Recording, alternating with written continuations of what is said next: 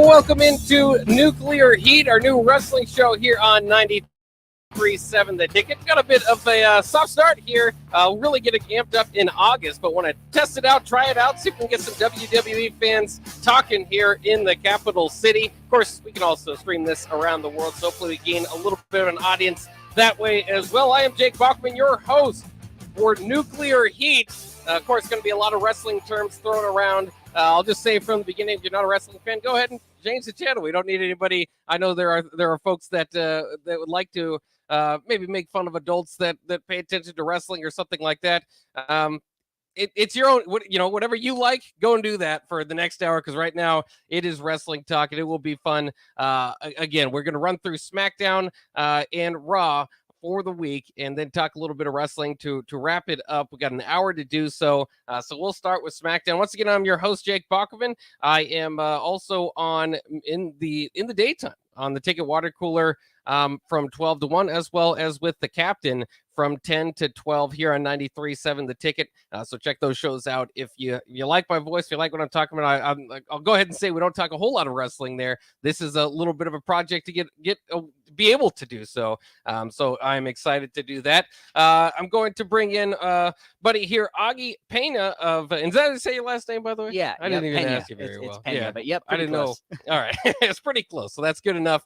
Going to help contribute with this show, and so I thank you for jumping in and doing that, and maybe we can get you to come back a few times if this works out well, and if you're interested. So we'll get going. I just at least need somebody to bounce some ideas off of. Talking to myself about wrestling, I do that enough, so might as well do it. Bring somebody in the studio here. First of all, just to get a little bit of for people to know you, Augie, just so we know who we're dealing with here. Hulk Hogan or Andre the Giant? Oh man, I'm gonna go with. It'd have to be Hulk Hogan. Yeah, me. I have to go with Hulk Hogan. Yeah. All right, Stone Cold or The Rock? It's got to be The Rock. My all-time favorite wrestler. Right Oh, he is. The Well, there you Yep. go. Well, you won't pair him against anybody else. No. Final one: John Cena and Randy Orton. Which one are you picking there? Man, I went through a big phase of John Cena, but I think overall it's got to be Randy Orton. I love that RKO. Yeah, so it's my favorite all-time finisher. So it's got to be Randy. The RKO out of nowhere has been great in wrestling, and we'll see with Randy too. He's on the fence. He's been kind of told by doctors that perhaps the RKO is hurting him, and he may need to retire. It would sure be a shame. Of course, he was when he left us was with RK Bro before he got hurt, and that was a very over tag team, which is kind of strange.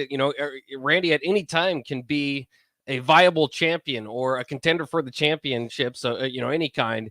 And so for him to, when he does get paired in tag teams, it's kind of fun. He's been in the stables before, obviously, but we'll see how they bring him back, if they choose to bring him back, or if he wants to come back, or it might be one of those deals like Edge has, where you sit out for a few years and come back. So we'll see. Hopefully we do see Randy Orton at some point. But right now the wrestling world is dominated by one name, and that is Roman Reigns. And that's what we'll start here with our SmackDown review. We'll do SmackDown first segment, getting to Raw into the second segment.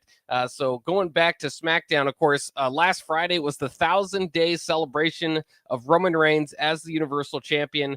This is a feat that hasn't been done a whole lot in wrestling. Back in the day when it was kind of regional, there are a lot of regional promotions. They would keep their champions around longer to sell tickets to go around and sell, and so you'd have names that you kind of know. But WWE has stuck with Roman throughout all of this, and so that was kind of the introduction. They had an excellent video package, which I thought was interesting. I mean, WWE is always really good with their video packages, but I thought they did a really good job of just kind of showing all the names that Roman has passed, because there are only a few names. I think there's 3 or 4 other wrestlers that have had a run this long, at least associated with WWE, and so you have a whole bevy of all the other wrestlers that they went past. I thought it was interesting though, in that because they just showed a quick graphic of some of the wrestlers that his reign is longer than. They included guys like Big Papa Pump, CM Punk, guys that haven't necessarily gotten along with the WWE over the years. So I thought that was kind of interesting. They're sometimes able to bury the hatchet. You kind of see when they do the they do anything, video package or anything with the Shield. They'll have Dean Ambrose there, but they won't really acknowledge him. They'll just, kind of focus on Seth and Roman. So I thought that was kind of interesting to, especially CM Punk, who is making trouble in a different company right now. Yep, that's very true. I did see a report though that CM Punk is very good friends with Triple H again. So maybe that's why they're including him in some things. But he's over there in AEW, like you said, causing problems already. So. That's right. In AEW, it's very much taking advantage of the Forbidden Door talk. That I think they have their own pay-per-view called Forbidden Door. So maybe someday we'll see one of more of those wrestlers obviously come over in back to WWE. It's been a company long enough. Of course, Cody's had a lot of success from doing so. So we'll see down the line. In any case, this was just the opening. Interestingly enough, Theory was in the ring talking about his own title ring, kind of humorously adding his days, which is, about a year, onto Roman's and saying that someday he was going to beat, Roman's record and everybody's record. Kind of strangely introduces Pretty Deadly, a group from NXT who was brought up in the draft to help him take on the Brawling Brutes, Ridge Holland, of course, and Butch, along with Sheamus, the leader of the group. Interesting pairing to me. I mean, it's an introduction for Pretty Deadly. I mean, they need to do it some way. I don't know if I love the pairing with Theory. Theory's an interesting topic just in of his own because he's been given a lot over the last couple of years, kind of Vince McMahon's project. Of course, won Money in the Bank, cashed in on the United States Championship, something I still don't forgive WWE for. And then beat John Cena at WrestleMania. And sometimes when they have like these long drawn out plans for somebody, you think, okay, there's got to be an end to this. Like, what is the big payoff? And maybe this isn't the payoff, but to me, it's still kind of strange. You see Theory and Pretty Deadly as a unit moving forward, or you think this was just an introduction to Pretty Deadly and can kind of move on quickly after it? I think it's just an introduction to Pretty Deadly. They needed somebody, with a little bit of credibility. He is the United States Championship to really bring them in to the WWE onto SmackDown there. Because I agree with you. I think Theory is, can be a main attraction on his own. They trying to give him a push, take it away. Give him another push, take it away. It just keeps coming and going for him. So I think it'll be pretty short lived. That way they can at least keep him on TV for right now. Keep him interesting, something new. In this possibly feud with the Brawling Brutes that they got going on. Yeah, that's clear where at least that's going. And they do this in several of their tag teams. You've kind of got Sheamus alone and Brawling Brutes having their own kind of tag team. And so when, if you need to pair a singles competitor against Sheamus, you just kind of, you put them all together. But clearly this was more about Pretty Deadly in the Brawling Brutes and Butch and Ridge, as Pretty Deadly eventually one of the members covers their head with the ring skirt to confuse, I think, Ridge Holland, and then they perform their winning finisher, their spilt milk on Holland for the win. Yeah, that was pretty funny. That made me laugh a little bit there. So I think they'll do a pretty good job on the main roster.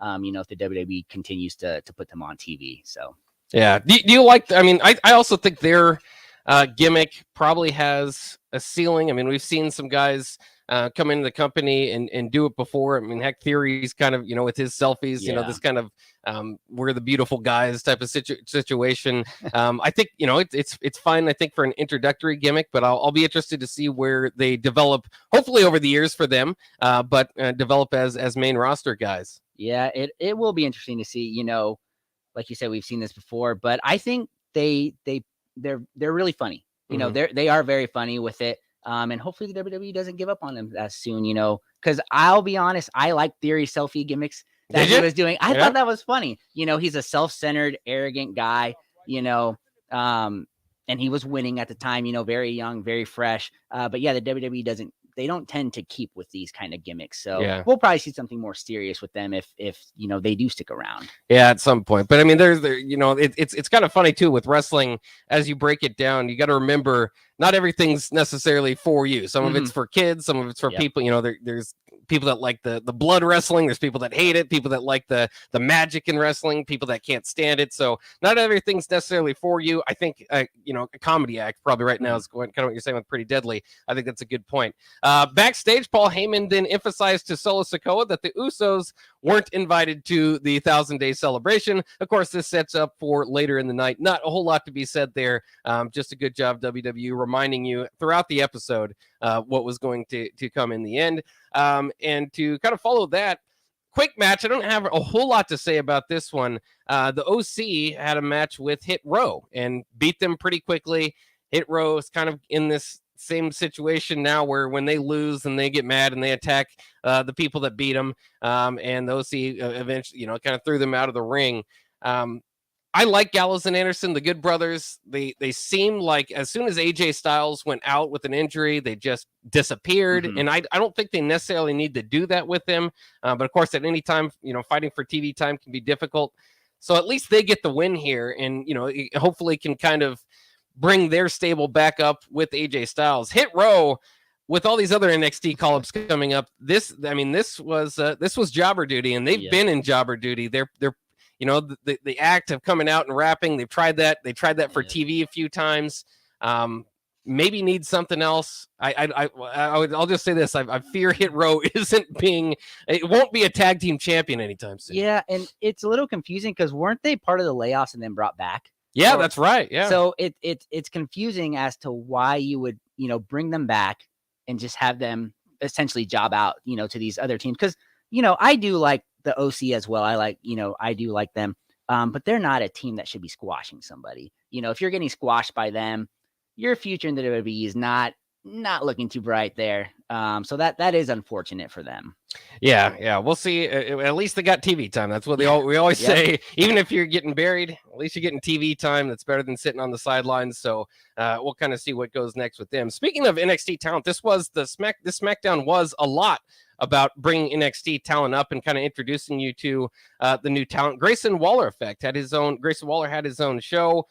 I think it's, again, not necessarily for me. Looks kind of corny. They have they kind of set up the presentation like he's already a celebrity. I'm just being introduced to him as a SmackDown, fan. I'll be completely honest. I don't watch a whole lot of NXT. I like to kind of be introduced to these characters as they come in, not to come with a preconceived notion. I mean, they change their characters often when they come in one way or the other. So I'm interested. I think Grayson Waller is really good promo. We'll see kind of, on the mic, we'll see kind of what he turns into. But this wasn't really about him. Just noting, I don't want to see the Grayson Waller effect with a little very fake, it's like Grayson Waller fan 35 says Grayson looks handsome tonight. And there's just scrolling at the bottom. And it's just like, this is corny. Yep. Nope. And I agree.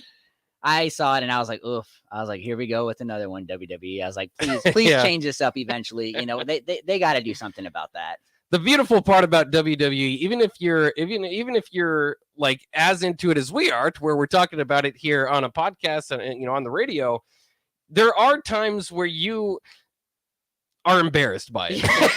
That's the best way to put it. There's times where you would invite your friends in and say, check this out. The Roman Reigns segment later, that's perfect for this is what's hot in wrestling. Yep. This is why you should watch. And then there's other times where you're just kind of embarrassed. If your friends were in the room, you'd probably change the conversation, try to talk over of the silliness that's going on. I don't know if this one was that bad, but just the introduction of the Grayson Waller effect looked pretty cheesy. I thought the segment overall was pretty good though. Asuka came out. Of course, she is the new champion after pinning Bianca Belair in the latest not pay-per-view premium live event, which was fantastic, by the way. But one note about Asuka coming out, and she's fine as a champion, obviously not going to be much of a promo with her language barrier. I thought that the new champion Asuka, they had kind of, as the challenger with Bianca, they had kind of embraced that, I suppose, and not had her talk too much on the mic and had her with the new face paint, which I thought was pretty cool. I thought that was kind of the idea for this championship. So for her to come out without the face paint, and again, sounds kind of silly if you're from the outside, but to wrestling, this kind of matters. I thought that was interesting. I'm sure next time she fights in a next major match, I mean, they might be doing kind of something they do with Finn Balor, where he can be taken a little less seriously if he's not all painted up. But we'll kind of see where they go from there. Io Sky comes into the ring. I was very excited about this. I'm a big Io Sky fan. She was very over in Puerto Rico. I was hoping maybe WWE would see that. And it looked like maybe for a second it was going to be Io Sky as the next challenger for Asuka. They were jawing in Japanese. That was kind of cool. But that didn't take long. Bayley followed, Shotzi followed, Lacey Evans followed out, Zelina Vega all followed out, and so it's very clear there's a bunch of people that want to get their hands on Asuka. And the Bayley part was particularly interesting because there does seem to be a little bit of divide between her and Io Sky and kind of what they're going for. Other than that, another interesting part, I suppose, about that is Lacey Evans in the Sergeant Slaughter gear. She kind of got poked at and questioned by that by I think Sergeant Slaughter's daughter this past week on social media, and she's saying that's not really what it is. Interesting because Lacey Evans, to me, with the women's right, I mean, I think she's a pretty darn good wrestler at times. They switch her gimmick up quite a bit. I thought the Southern Belle was pretty good. If you are going to do like a real life story of her being a Marine, and I thought that would be for a babyface character. It's a heel character, which is kind of strange. I think she has all the talent. She has the personality, she has the look, she has, everything you want. But the WWE they don't know what to do with her. Like you said, I really enjoyed the Southern Belle as well. Came out, she was arrogant, she was a big time heel. I did not like the Sergeant Slaughter, what she's going for. I don't like the hat. Yeah. I don't like the big cobra snake on it or whatever it is. Yeah. Yeah. And I mean, it works because it can work because she's a real life Marine, a real life retired Marine. So she has that background. But man, if you're going to do that, you can't have her going into a match versus Zelina Vega and lose. Right. a gimmick change before a quick loss. Yeah, that's not what you want to see. That really hurts her. I just don't think they have a plan for her. It's like I said, she has a look, they can maybe sell some merchandise off of her, but she's not going to win any matches. I think she is good enough, at least, even if she is kind of in the background. And we'll get to this later in Raw too. There are guys and gals that have shown the WWE universe that they're good enough that anytime you see them, they're kind of viable. You're not going to be believing that they get a very good push, but like Shelton Benjamin is that guy to me where it's like he's obviously not getting a push. He has I don't even remember the last time he won a match. But every time you beat him, it's like, yeah, I remember Shelton Benjamin, who did at one time have a push. And I think Lacey Evans is, not to the level of success Shelton had, through his early career. But I think she's had enough where it's like, to the point of Vega beating her later in the night, that felt like a pretty good win for Vega as they're clearly starting to get behind her. Yeah, for sure. I just think the big thing that hurts is when was the last time we saw Lacey Evans on TV? Mm-hmm. That's kind of when she came here to SmackDown in Lincoln, I think she was on the main event or before. Yeah. The main. So it's kind of like when she's put into this match against Zelina Vega, who just fought Rhea Ripley for the title in Puerto Rico, which I thought was great. That reception she got and everything. When you see her on TV saying she's qualifying, or she's in a match, it's like she's probably not going to come out with the win. We kind of know who they're gonna give this one to here in Zelina, especially with the way she's been pushed recently. So yeah, that was a good decision, at least for them to do that. We'll get to that match here in a second, as we forgot to mention, of course, Asuka with the Grayson Waller effect, all those girls in the ring together. They're going to start the brouhaha a little bit. Asuka backs up out of the ring, kind of laughing at the things going on in the ring with the fights, and then she gets blindsided by Bianca Belair, which I was a little bit disappointed in. I think Bianca Belair, I don't want to see Asuka and Bianca Belair again. We've seen this twice already. If this was, the title change was all just to get, ultimately Bianca Belair the belt again, it kind of refreshes what she'd had, but she kind of needs something new to me. She's kind of in the Drew McIntyre territory of babyface champion. That's great and all, but at a certain point, you just kind of need a little bit something different. And so I would have liked to see her maybe disappear, because she's still a big star. When her music, if you keep her off TV for a week or two, and then her music hits and she's returning against, even Vega or somebody else, anybody else.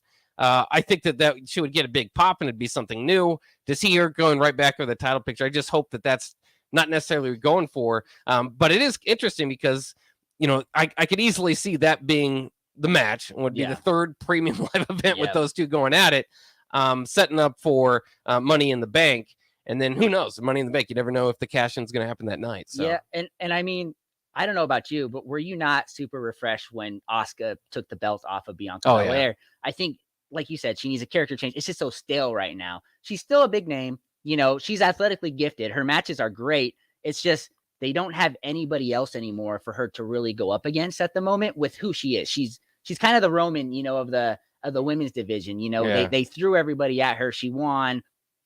I mean, you know, what's next? You can't just keep, you know, rehashing those feuds. You know, if you want new eyes or you want to keep people interested. So I agree with you. You know, I hope, you know, obviously we're probably going to see this, you know, in the next pay-per-view or premium live. I apologize. You know, I'm getting used to that new name they changed to. But yeah, you know, this is just going to be another match where you're just kind of like, all right, you know, hopefully Asuka wins, but if Bianca, you know, comes out with the W, you shouldn't be that surprised because that's what the WWE tends to do. Yeah, well, and they do a good job of making you. I mean, if it were all just great, then we wouldn't have a show. Yep. We'd have anything to complain about. So we can complain a little bit here. And again, not everything's for just us. For the internet wrestling crowd, you know, perhaps they are tired of Bianca Belair. Little girls going to the event, maybe they still love and want to see her get, you know, win and get her payback. So we'll kind of see where that goes. Again, we talked a little bit about this. Vega beats Lacey Evans to qualify for Money in the Bank. Continues Vega's push. You know, coming off of that Puerto Rico fight. I love that. I love LWO. And so I think that's pretty cool. One thing that we were talking about in the hallway a little bit earlier, she's tiny. She's is tiny. Very small. So for her to believably be beating some of the women in Money in the Bank, I'll be interested to see how they do it. Of course, you know, that's part of the cheer factor for the crowd. Rey Mysterio, the greatest underdog story of all time, and Vega's paired up with her. But I thought this match was kind of sloppy, to be honest with you, as well. So, you know, maybe need to clean that up a little bit. It was very sloppy. And as I mentioned before, that 619, the slowest, most unbelievable 619, there's nothing behind it. You know, it's really the sell that gets it. But, you know, she's got a great story to her. She's a great manager. I think, you know, her being with the LWO, that's a great pairing. But when you see her going to the match, it's, you know, in the ring, it's kind of like she has a little bit to work on. But yeah, you know, getting the win, you know, they continue to push her. So we'll see what she does. Maybe she'll do an amazing spot, you know, in the Money in the Bank, you know, since she is so small, you know, they'll turn her into a high flyer or something like that still. Absolutely. I'm excited for her to be in Money in the Bank because I like when they take kind of an overact and push it instead of not. And that's what they were doing with LA Knight for a while. LA Knight was over quite a bit, even going back to their show in Lincoln, where I saw LA Knight gear around the arena, which I was kind of surprised because he's rather new to the main roster. They did a good job of, I mean, sometimes they'll pit a matchup where it's like, I just don't know who they're going to choose to win. They can't have either of these guys lose. And so before SmackDown, we knew LA Knight was going to fight against Montez Ford to qualify for Money in the Bank. I love that, you know, as far as promoting that, getting eyeballs on it. LA Knight ultimately beats Montez Ford, which is good for the Street Profits because as soon as Montez Ford gets his singles push, you know, I don't know what that means for the latter half of that, but you know, so I think you're going to see them continue. But LA Knight getting the win, I think it's huge. I initially kind of questioned it. I mean, they brought him in as you know, what is it, the model manager or whatever. That didn't work at all. They went, you know, thankfully they went to LA Knight. He's kind of a throwback type of wrestler. You kind of think of maybe you know, maybe in the 90s or something, his act would have been a little bit more over, but it's getting over now. You just, you know, it's just so surprising for somebody who, you know, and he's not on TV as much, you know, he's not a main focus of really much, you know, people are like, where's LA Knight? Where's LA Knight? He comes on TV. The crowd is just electric for him. He just has so much hype around him. But I agree. I mean, Montez Ford, he's a great wrestler as well. I mean, I, from the get-go, thought it had to be LA Knight just because he's so over. You know, spoiler, knock on wood, I think he might be the favorite to win, you know, the Money in the Bank when it gets to that, just because of how the crowd reacts to him. You know, the WWE loves to do that. You know, they'll kind of keep someone hidden in the background and all that, and then they'll just bring him out, see what the reaction's like. And he's amazingly over for somebody that may be on TV once or twice a month. Now with him and Ricochet and Shinsuke so far in the Money in the Bank, I like that they're kind of taking guys, and it could go one of two ways. It could be that ultimately they're going to do what they did last year and have this cash in on a secondary title, which I think is silly for Money in the Bank. It's supposed to be your opportunity to win the big championship. Yep. So you don't cash it in on the Intercontinental Champion, as well as, these guys have been holding the championships. I think they might go that route. But I do like the fact that Money in the Bank, I don't necessarily think you need like what they're doing with the women's one. I mean, I think there's a good match, and you got to be careful one way or the other. But like Becky, she doesn't need Money in the Bank to challenge for a title. I like when you have, it kind of makes sense that LA Knight can't walk up to Vince McMahon and said, I'm going to fight for the championship. Yeah. Vince McMahon would laugh at him and say, you've got to earn it. And so this allows the wrestlers a chance to earn it. So I thought that was really good. All right, before we go to break, we've got one big segment left, and that is Triple H handing Roman Reigns the new Universal title. Very confusing for the WWE Universe because Roman did not hand over the old Universal title. So does Roman have 3 belts, or that's what it looks like? Very confusing. Heyman looks like he's never going to let go of those other 2 belts. You know, so I can see them, as kind of a comedy act, as well. Cause that's what Heyman kind of is too. They're on the side. He's just going to hold those 2 belts while Roman has that that, my opinion, that ugly mustard colored, title belt that they decided to give him. It is very confusing. I mean, they didn't, get rid of those 2 belts. For everything, it looks like he's going to keep all 3. So which is weird. I mean, it'll make him look more decorated, but I thought this was a perfect chance to combine the titles. You got you don't want 3 major titles, so this is a perfect time to kind of have 2 and give Roman just the 1. But nevertheless, the title's kind of secondary in this whole storyline because the Usos interrupted the celebration, despite Paul Heyman's telling Solo to keep him out. I mean, I don't know what happened there, but the Usos interrupt the celebration. They go to the ring. They go to commercial break, which I was a little bit surprised about, and they return to the ring, and they're staring Roman down. There was a little bit of trying to get Roman to come to his senses. Roman's not backing down. Then he kind of asks Solo whose side he's on. Solo says, I got to go with my brothers. So he goes on the other side of the ring. It looks like the bloodline is completely falling around Roman, and Roman at his weakest finally just embraces his family, goes for the hug with Jimmy, and then deciding, no, never mind. Solo spikes Jimmy, leaving decision for Jey Uso in the next SmackDown. Perfect way to continue this excellent story, which is just great for ratings. Oh, 100%. I think that, I mean, I don't remember when's the last time, a storyline has just been as over as the bloodline has, and all the teases, the swerves in there. I mean, I honestly, I was kind of laughing, at how Jimmy was pleading, at Roman to keep the family together. All they had to do was just respect each other, gives him a hug. Roman's like, no. And then, backs off, and Solo just spikes him. And it's just like, okay, it's like, thank you, WWE. That was an amazing plot twist, because I didn't expect that. Yeah. I thought maybe Roman wasn't going to be for it, but I did not expect Solo to turn on his brother. And Jay there, just left out of his mind, not knowing, because, he's got a brother, a cousin, and another brother, just all split, so it'll be interesting to see where they take him too. Because the biggest swerve of all would be he leaves his brother Jimmy, and he decides to go with Roman and Solo. This is, I think it was great. It was an amazing way to end SmackDown there. Yeah, great SmackDown.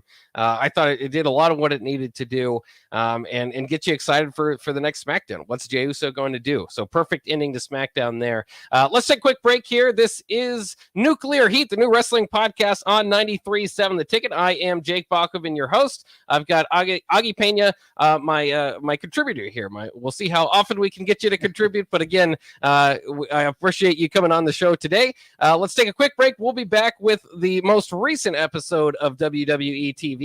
Until tonight, I think NXT might go. They still go to Tuesdays? No, I don't think so. No, I think it's Wednesdays. Oh, Wednesdays. Right? Yeah. All right. Well, anyways, we'll talk about Raw coming up next year on Nuclear Heat. CDL drivers for Ready Mix Concrete, Husker Concrete, and Beatrice Concrete. Nebco offers great pay, medical, and retirement benefits, paid time off, and we pay for CDL training. Apply today at average total compensation of $50,000 to $60,000 your first year driving. From Nebco's beginnings in 1908, it's the employees that have formed the company's solid foundation. Start your career today. Visit nebcoinc.com. That's NEBCOINC.com. www.untitled.com. At Doane University, you can play a sport you love and also receive a world-class education. You'll learn leadership skills on and off the court that will set you up for success long after graduation. Doane isn't a place where you get lost. It's a place to get found, and it's a place where your future is uniquely yours. Learn more about the endless possibilities at Doane University today at doane.edu. March is a month of good luck.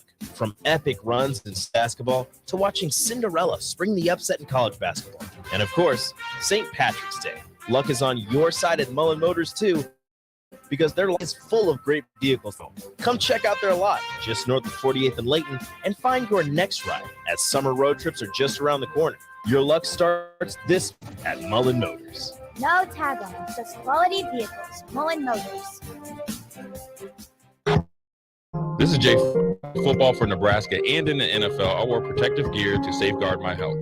Today, I'm not only protecting my health, but everyone in our community by staying up to date with the bivalent COVID vaccine. Update your protection with the Find out more at healthylincoln.org. That's healthylincoln.org. Guys, when I first started with Barrels Extreme Shaping, I weighed in at over 300 pounds. Now, less than a year later, I'm under 200 pounds, first time since high school. I'm healthier, and it all began with the Barrels 10-week challenge. 10 weeks of kickboxing, strength training, and guided nutrition coaching to help you reach your fitness goals. Their next 10-week challenge begins on April 8th. If you're wanting to change your life like I have, head to theticketfm.com and click on Enroll Now on the homepage. Plus, get a promo code for a discount just for ticket listeners. Barrels Extreme Body Shaping.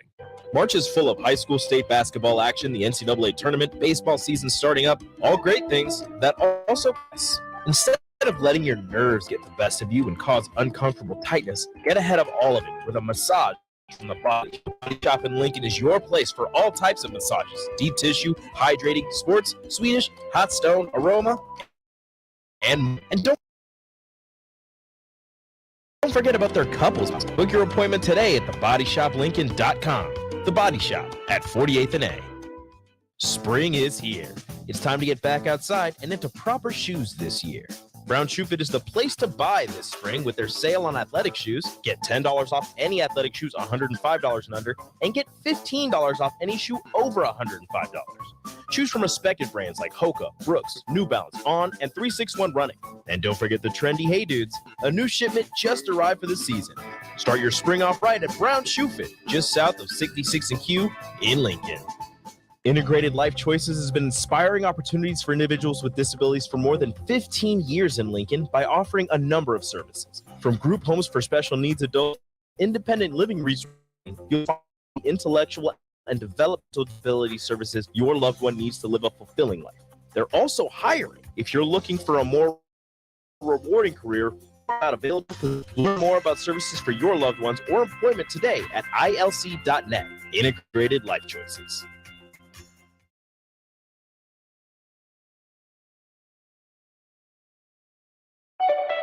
Back in Clear Heat with your host, Jake Bakoven on 93.7 The Ticket and theticketfm.com.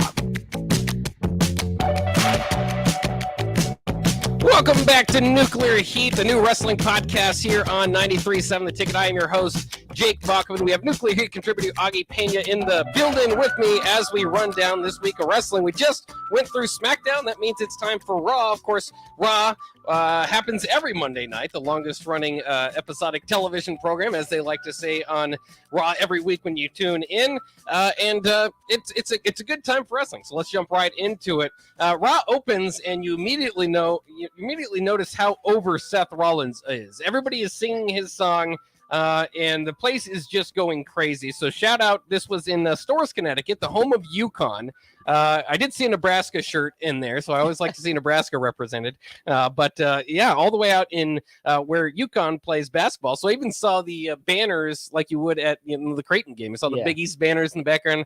I'm a wrestling/sports nerd, so I look up for those sort of things, and I kind of have fun with that. In any case, Seth Rollins comes out, everybody's singing his song, and then he did an open challenge. I don't think that I've seen this type of open challenge before, a Twitter open challenge, which of course we haven't seen that in too much. But Damian Priest responded to it, so they announced right away that was going to be the matchup, and they weren't going to wait for the next premium live event to do so. It was going to be the main event that night, which was just great.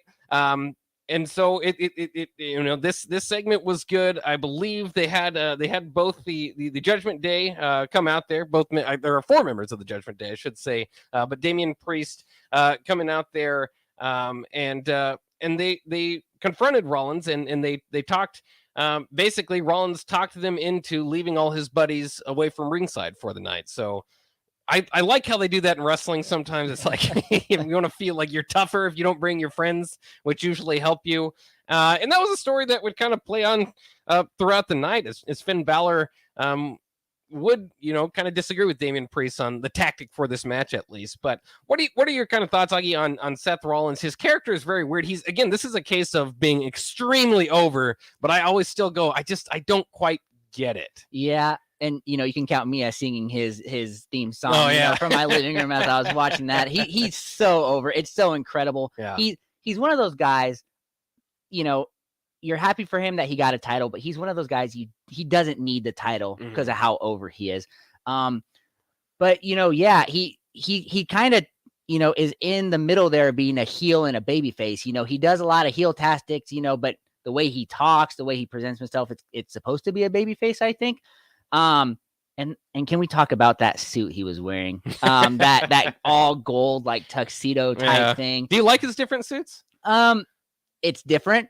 Yeah. I've heard people call him, the Joker, just kind of the way you never know what he's going to wear. He's such a different act, than what we've seen. But man, he plays it off so well. I think, in my opinion, he plays it off so well. I think he's the most over guy in the WWE at the moment by far. Like there's nobody that's close to him. Yeah, I would say Cody is pretty over too, but I would agree Seth Rollins probably takes that top spot. And he does a good job too. I think that it's interesting with the new title. You needed to get somebody that was serious, somebody that the fans could believe in as the champion, and he does that. But he also, you kind of talked about those other delicate lines, babyface, heel, all that sort of thing. What's really his gimmick? It's hard to even put a finger on it.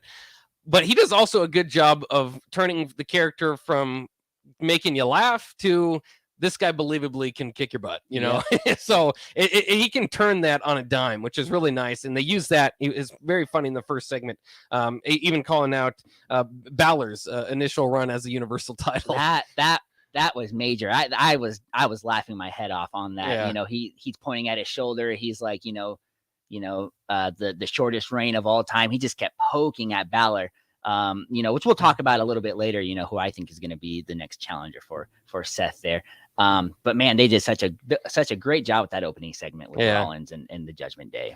Kerry Cohorn chime in, former Husker great 3-point shooter. That's right. Kerry Cohorn is a wrestling fan as well. And we'll have him on the show at some point when we get rolling and time works for him. He mentioned Sammy, also very over. I mean, that's why the WWE is really hot right now. There are several very over characters, and then, like, I don't know if you would call Roman Reigns over or just like because he's a heel, you don't usually use that terminology, but just the hottest thing in wrestling since what? I mean, Roman's just kind of on his, he's kind of shoved into the audience, kind of forced to be over, but it worked. This whole tribal chief, we the ones.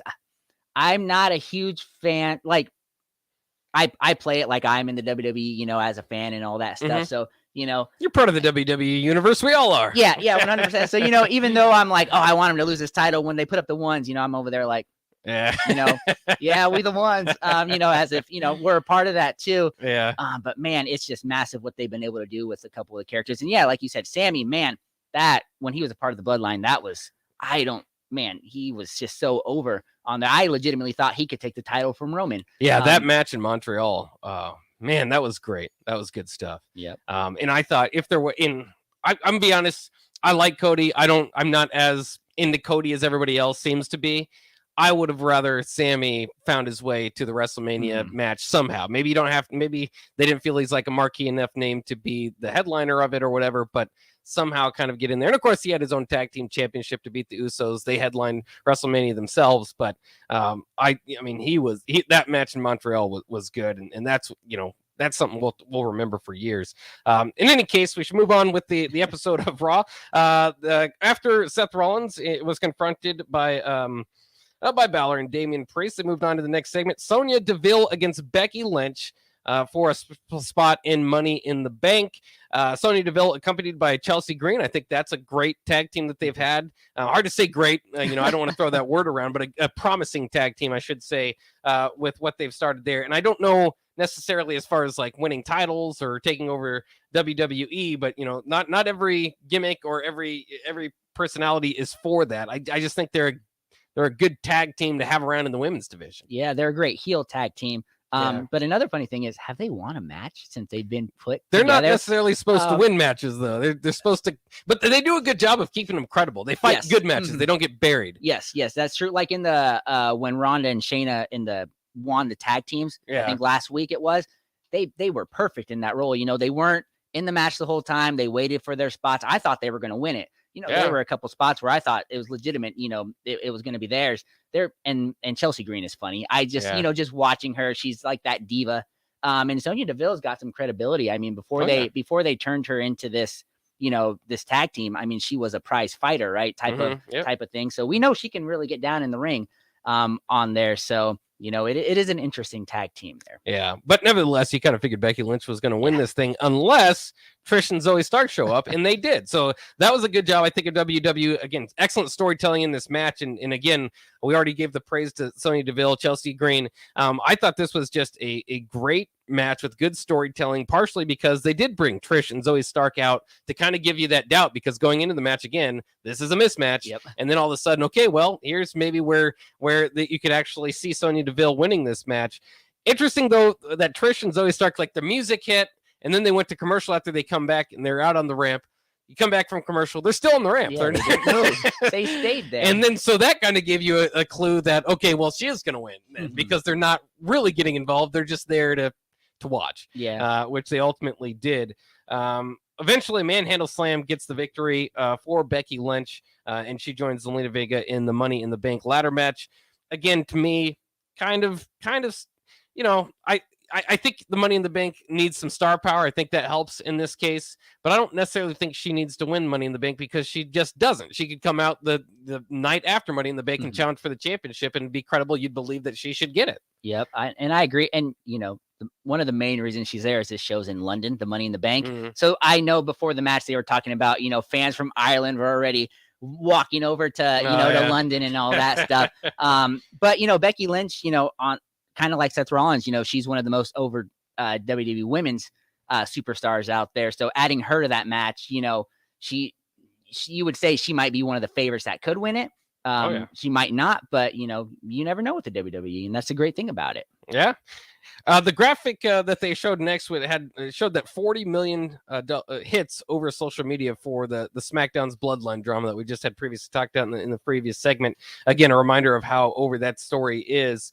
We better take a quick break. Well, we have enough time to finish out Raw, but we went a little long on SmackDown. So let's take a quick break, get some word from our sponsors, and then we'll jump in and finish the Raw episode and finish our own episode of Nuclear Heat coming up next year on 93.7 The Ticket. Nebco is hiring CDL drivers for ready mix concrete, Husker concrete, and Viat concrete. Nebco offers great medical and retirement benefits, paid time off, and CDL training. Apply today to earn an average total compensation of $50,000 to $60,000 driving.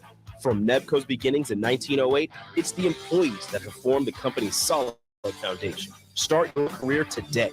Visit nebcoinc.com. That's NEBCOINC.com. At Doane University, you can play a sport you love and also receive a world-class education. You'll learn leadership skills on and off the court that will set you up for success long after graduation. Doane isn't a place where you get lost. It's a place to get found, and it's a place where your future is uniquely yours. Learn more about the abilities at Doane University today at Doane.edu. March is a month of good luck. From epic runs in state basketball to watching Cinderella spring the upset in college basketball. And of course, St. Patrick's Day. Luck is on your side at Mullen Motors too, because their lot is full of great vehicles to take home. Come check out their lot just north of 48th and Layton and find your next ride, as summer road trips are just around the corner. Your luck starts this month at Mullen Motors. No tag-on, just quality vehicles. Mullen Motors. This is Jay Foreman. When I played football for Nebraska and in the NFL, I wore protective gear to safeguard my health. Today, I'm not only protecting my health, but everyone in our community by staying up to date with bivalent COVID vaccine. Update your protection with the bivalent COVID vaccine while it's still free. Find out more at healthylincoln.org. That's healthylincoln.org.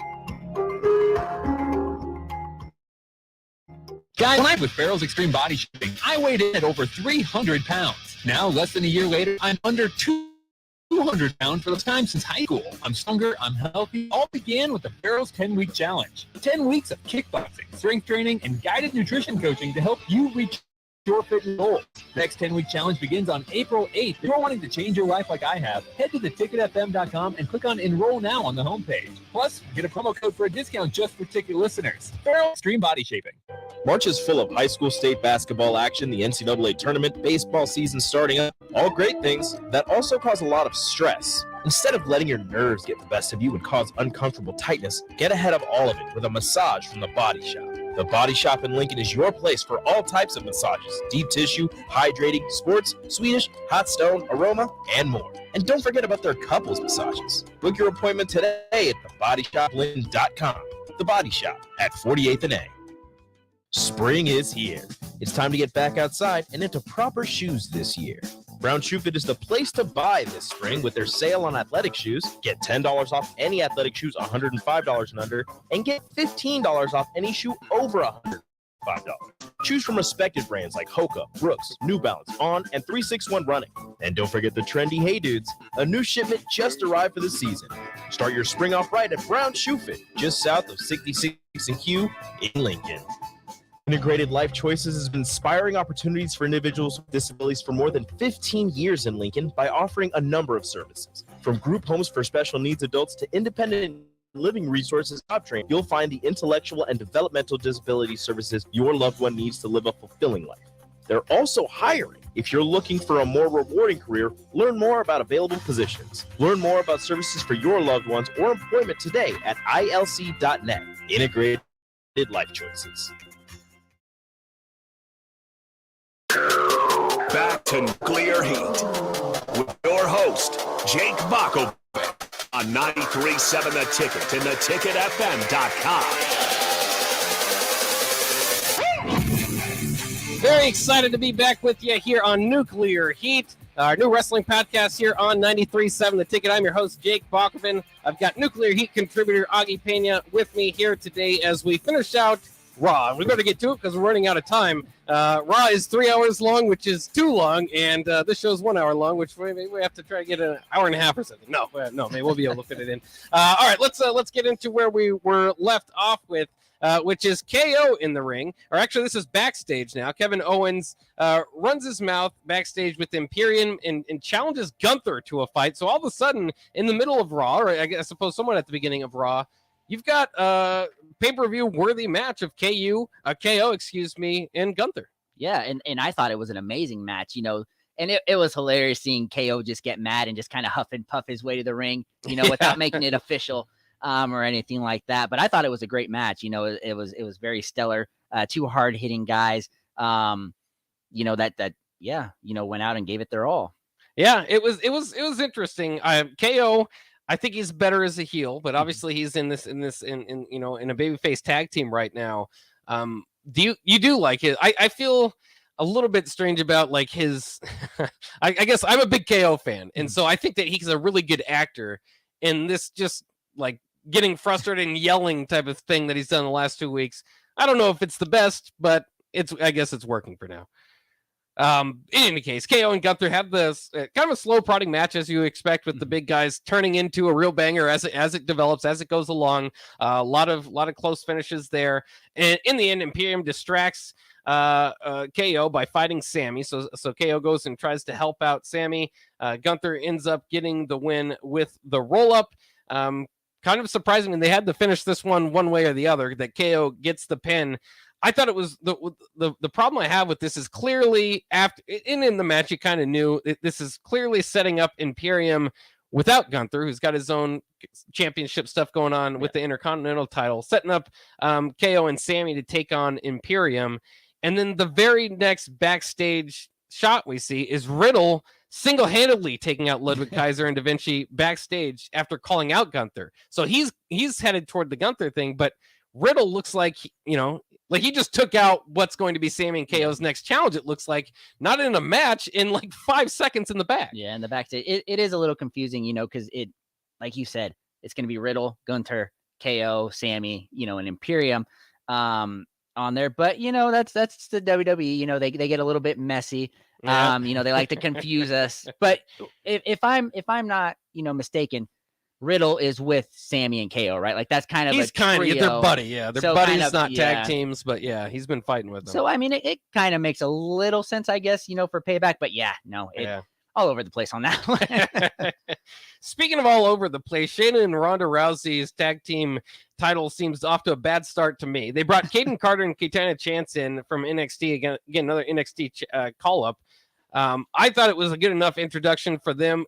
These are very tiny girls, is the case. I thought it was good for them to come in and challenge, kind of show they're not scared. But I thought, okay, bury these girls real quick and start the dominating Shayna Ronda Rousey tag team defense. That really is the only way to get this tag team over. And they didn't. They had a really good match, close call finishes with tiny Kaden Carter and Katana Chance, who we don't even know. It looked to me, and again, they're trying to help these NXT talents, but it looked to me like you could grab 2 girls out of the audience and challenge for the WWE, tag team champions there. Just kind of crazy. And I love Shayna and Ronda Rousey as singles competitors. But this pairing also has really cooled Ronda Rousey off as far as a pop, as far as like must-see TV. And I don't know how they're necessarily going to bring that back. I thought the only way to do that is to make them run over the tag team division, but it's not off to a good start. Yeah, no, it's not. She's really, really lost her steam since she premiered, like 4 years ago? Yeah. Was it there? And now she's full-time, and you think that WWE fans would like that, but she's not a good promo. She's kind of a grappler, obviously, as a wrestler. And so we'll see it before. We've seen it before when she left it, got pregnant. It kind of re-sparked the energy because fans were turning on her before the end of that. I think you're probably headed toward the same thing. So we'll kind of see how that turns out. Got to go a bit quickly, so we'll jump through this pretty quickly. Ricochet, Bronson Reed, and Shinsuke Nakamura have a little bit of an argument backstage. Ricochet takes on Shinsuke Nakamura in the ring. Of course, these are Money in the Bank fighters, the guys that already earned their shot America's there. Been around sorry about that, guys. I'll turn that down. But in any case, so they had their fight. Ultimately, Reed breaks it up and demolishes both Ricochet and Shinsuke, including a tsunami from the top rope on Ricochet. Fans were chanting one more time. Reed walks away out of the ring. It just makes me interested if he was told to do that. Like usually when you get the one more time, the wrestlers will pay it off. He might have been like, "Oh, I didn't expect this. I'm the heel, guys." But people like the tsunami, and I like the future for Bronson Reed. So we'll see kind of where that goes. Backstage segment: Alpha Academy plots to take on the Viking Raiders. Not much to be said there, and we're kind of running through it here as we're almost out of time. Miz TV introduced Cody Rhodes with a surprise guest, Dominic Mysterio, who has nuclear heat all over him. Dom, as he's called, ends up slapping Cody and hides behind Rhea Ripley. So Cody instead just wipes out Miz to end Miz TV, which Miz always gets wiped out before Miz TV. You'd think at some point he'd learn maybe not to host this thing.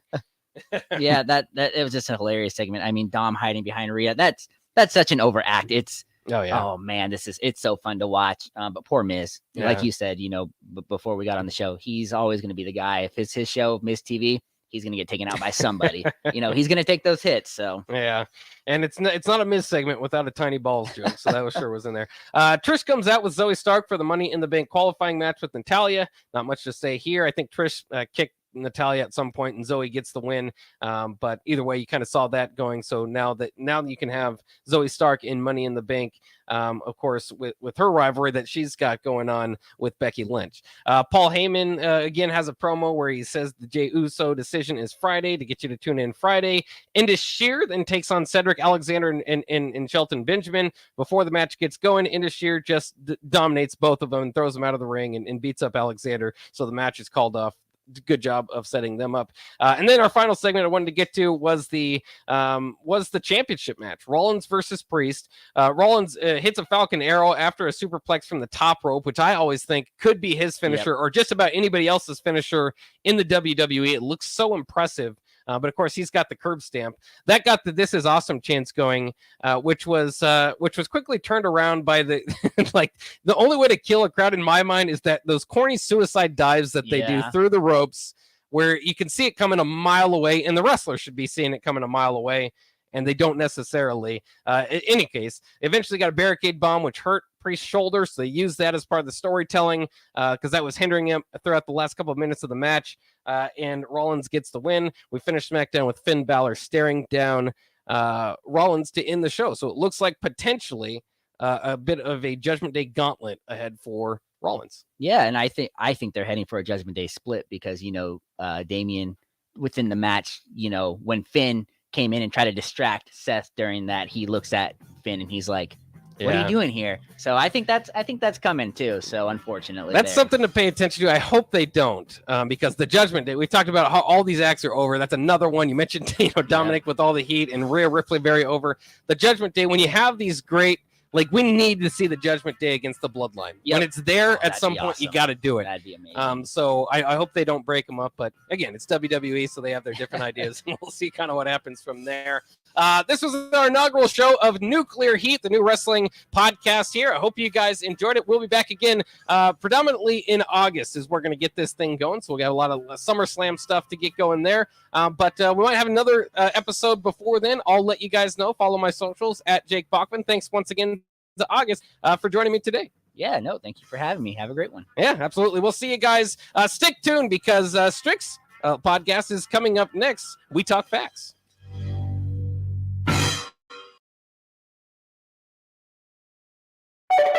Back to contractors and utility contractors all across the state since 1997. When you see the black and white trucks, you know the baddest dudes in the business.